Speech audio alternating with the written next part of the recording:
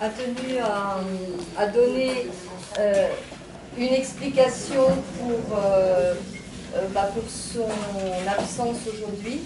Donc pendant le temps juste de cette lecture, je vais être Sylvie Chastain. Elle dit, cher public, je suis Sylvie Chastain, l'auteur de cette pièce en chantier nommée Virtus, et pourtant je ne suis pas là pour en lire les premières scènes.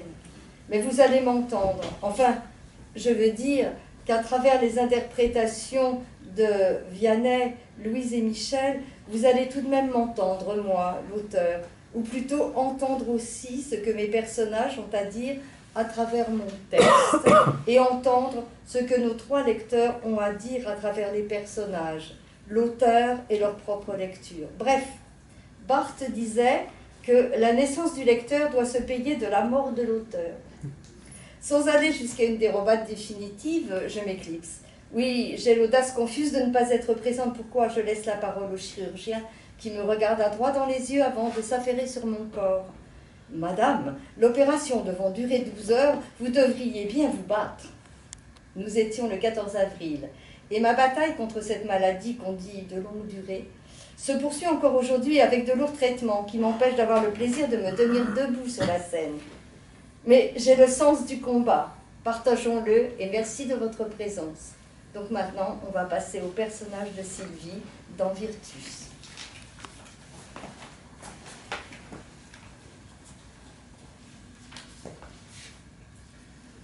Virtus, 3 personnages.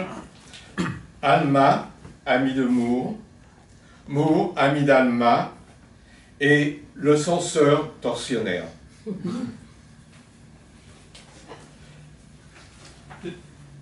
Le lieu est un lieu imaginaire, symbolisant n'importe quel lieu qui, au XXIe siècle, ne respecte pas les droits de l'homme et qui pratique la censure. Le décor, ce qui sépare Alma et Moore, est d'emblée indisposant. Il s'agira d'une barrière, image de la censure, les plaçant l'un et l'autre côte à côte, de façon à ce qu'ils se voient, s'entendent, mais ne puissent jamais se toucher. Pour marquer la temporalité, la barrière sera de nature différente à chaque scène, allant de la plus légère à la plus lourde. Première partie, Alma et Moore, de part et d'autre, une jolie barrière fleurie. Moore, pourquoi te caches-tu ce matin? Je ne me cache pas, ma belle. Je cueille quelques roses. Tiens, c'est pour toi. Mais arrête de jouer comme ça. Donne-le-moi pour de bon, ce bouquet. Qu'est-ce que tu as ce matin? Tes mains ne veulent peut-être pas de mon cadeau? Ou bien il ne m'est pas destiné. Oh, es-tu folle? Je m'évertue à cueillir ces fleurs indomptables rien que pour toi. Prends. Impossible. Quel que soit le geste, les fleurs ne veulent pas rester dans mes mains. Regarde. Oh, oui, c'est étrange. Mais franchement, ce doit être la barrière qui a poussé cette nuit, on dirait. Je vais chercher de quoi la... Non, attends. Nous sommes ensemble. C'est ce qui compte.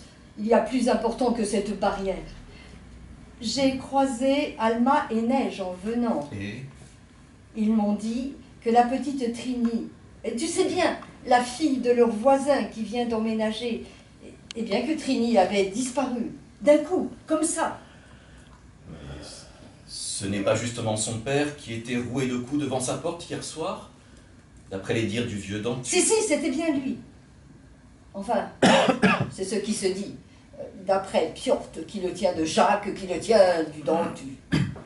Et qui a ramassé l'homme à terre? Et qui s'est occupé de la petite? Comment savoir? Mais tu sais ce qu'on dit des loups depuis quelque temps. Oui. Qu'ils viennent rôder et emporter ce qu'ils trouvent. Ils auront trouvé l'homme sans défense et la petite, toute frêle dans son berceau. Dévorés? Ils auraient été dévorés? Mais qui aurait frappé le père avant? Les loups ne l'ont pas approché. Je pense qu'ils ne l'ont pas approché parce qu'il aurait été dans un autre état. Comment savoir? Moore, Je trouve que notre village se transforme, et pas en beauté. Écoute, Alma, pour tout dire, moi aussi. Et puis cette barrière si encombrante, aujourd'hui. Que se passe-t-il ici? Il se passe ici comme ailleurs. Rien de plus. Pas d'affolement. J'aime notre village, Alma. Alors, essayons d'en faire quelque chose de moins glauque qu'une histoire de loup. Ou de vengeance, ou de... Embrasse. Alma et Moore font tout ce qu'ils peuvent pour s'en servir, mais impossible, la barrière les entrave. Que nous arrive-t-il? J'aimerais tant le savoir. Loup, vieil homme battu, bébé enlevé, barrière indomptable. Trouvons du sens à ces changements. Ils partent, chacun de leur côté, en raison de la barrière. Mais Mourde s'attarde un peu. Scène 2. Censeur, censeur, censeur, censeur, Qu'est-ce que c'est que tout ce raffut? censeur, censeur, quelle que soit l'heure. Je vous livre le sens. Sens-heure. Toi, le jeune à la belle chemise, es-tu sûr de ne pas avoir besoin de moi? Moi? Tu passes bien trop vite sans même me regarder. Je t'ai vu avec une petite brune. Le monde doit-il s'arrêter de tourner parce que la brunette en a décidé ainsi? Mais... Elle te parle d'enlèvement, de loup. Elle te montre la tête, non? Elle noircit ton lieu de vie. Et toi, tu ne trouves rien de plus intelligent qu'à te révolter contre du bois? Depuis quand une barrière de bois effraie-t-elle un homme? Mais monsieur... Mais la terminologie, c'est important, petit. Un mot est ce mot, et pas un autre. C'est toi qui les choisis. Quoi donc? Les mots. C'est toi qui prétends les choisir, hein? Oui, monsieur, mais... Je ne comprends pas. Importante. Très importante, la terminologie. Oui, enfin, Bon, je me présente. Bon, pas de monsieur entre nous. Je suis le censeur. Le sens heure? Vous donnez vraiment le sens des heures, ou... si on vous les demande? C'est ce que tu as entendu de ma bouche. Allez, quelle heure t'intéresse-t-elle? Celle de ma naissance. Un dimanche 6 août, 6 heures du matin, tu étais le malheur de ton père, c'était l'heure de la mort de ta mère. Faux. J'étais le bonheur de mon père, et Gina, ma mère, chantait de joie. Vois-tu toujours Gina? Ah oui. Tu lui demanderas si elle est toujours fière de ce qu'elle a fait. Ce qui signifie... Gina a pris la place de ta mère. Juste après l'accouchement, ta vraie mère, Cindy, avait soif. Gina lui a tendu un verre empoisonné. Elle est morte aussitôt. Ton père et elle ont fait rapidement disparaître ta mère. Et Gina a même pris sa place dans le lit conjugal.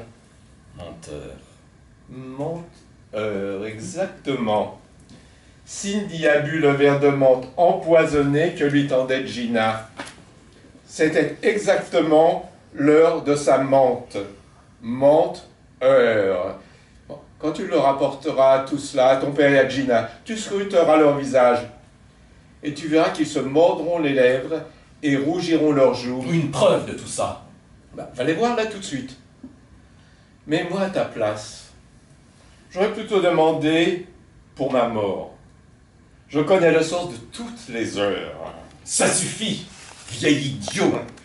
Allez raconter vos balivernes ailleurs. Ailleurs, hein? C'est cela même mort veut. Ailleurs. L'heure du aïe. Tu vas mourir sous peu. Et je serai là pour te voir souffrir. Gina, Et ma mère? Qui serait ma vraie mère? L'été fini, je le veux. J'entendrai tous les râles des mourants. Bientôt, les râleurs, mes préférés. Noir, scène 3, barrière automnale. Pousse toutes ces rousseurs, je ne te vois plus. Voilà, désolé, je ne peux pas tout passer. Et tout était juste, Tout, de bout en bout. dans le moindre détail. Ils m'ont confirmé les propos de ce vieil abruti. Ils n'ont pas eu de mal à t'avouer un crime pareil. De mal. Mon père claquait des dents. Il n'y avait pas un seul souffle de vent. De mal, non. Ils étaient rongés par le remords. Là encore, ce minable disait vrai. Que font-ils maintenant? Ils sont partis pour toujours. Mon père m'a dit de ne jamais les dénoncer, jamais, jamais. Qu'ils allaient partir.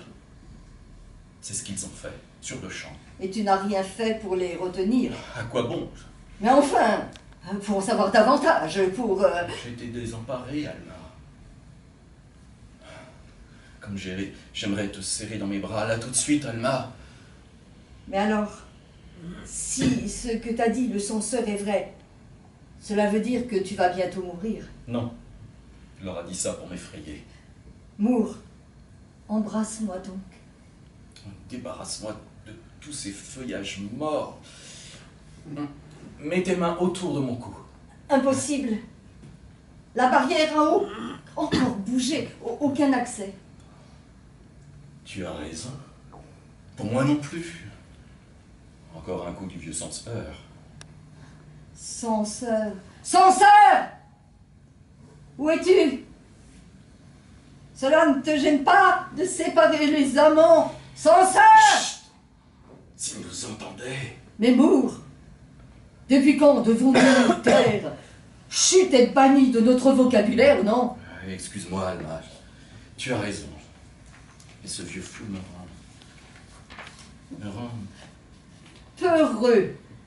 En même temps, qu'il ne serait pas après ce qu'il t'a révélé. Mais il est seul. Et nous sommes deux inséparables. Un morceau de bois ose séparer. Cet homme nouveau du mal, il est seul mais terrible. Pourquoi? Nous sommes deux amoureux et nous ne demandons rien à personne. L'amour ne doit pas faire partie de son langage. Son langage vaut-il plus que le nôtre? Avec ça, il ne parle que de mort. Noir.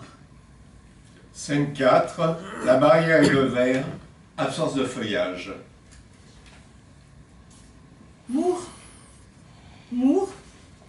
Plus de feuilles, aucune. L'hiver approche. Fin de la verdure desséchée. Commencement de nouvelles étreintes. Serrons-nous enfin dans nos bras. Allez, puisque plus rien ne nous sépare. Quelque chose nous entrave encore. Une barrière vitrée. Fausse.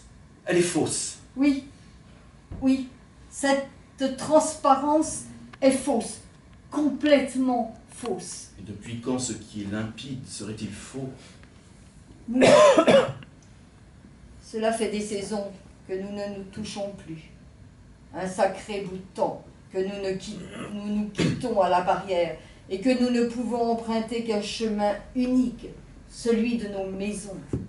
Des mois que nos pas semblent guidés à ne jamais se croiser. Tu m'as dit de patienter, que nous nous reverrions bientôt face à face, que toute cette absurdité s'écroulerait le jour où le censeur disparaîtrait. Mais ce type est introuvable et pourtant toujours présent, toujours surprenant, toujours surgissant de nulle part, insidieux, imprenable, sournois, sadique. Moi aussi, je n'en peux plus.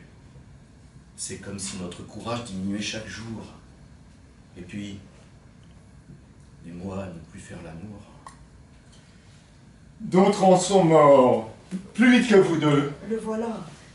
Mours, il m'effraie. Laissons-le déblatérer. Partons. Pour qu'il s'entraîne à d'autres.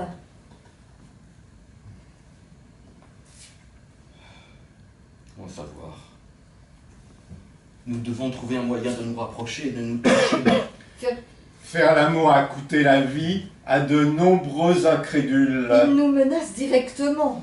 Faire l'amour. Voyez-vous Ne ça? l'écoutons plus. Tu as tort, imbécile. Tu es en mon pouvoir.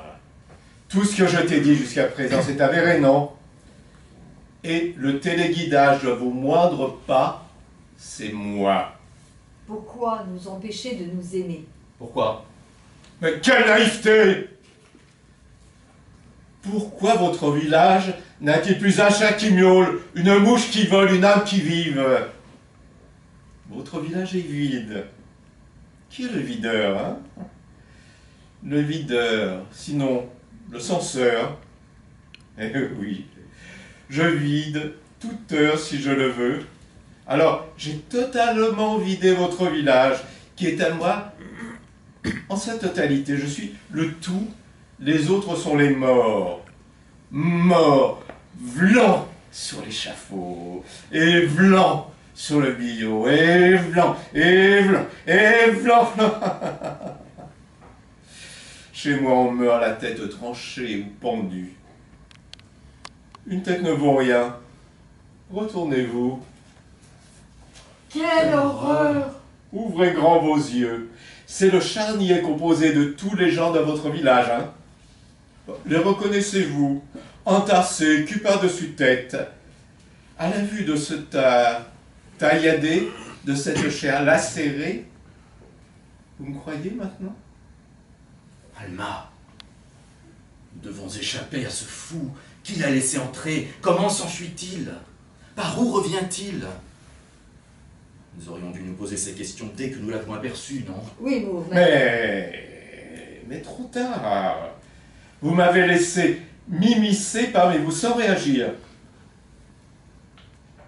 Le bruit de coups? Pas grave.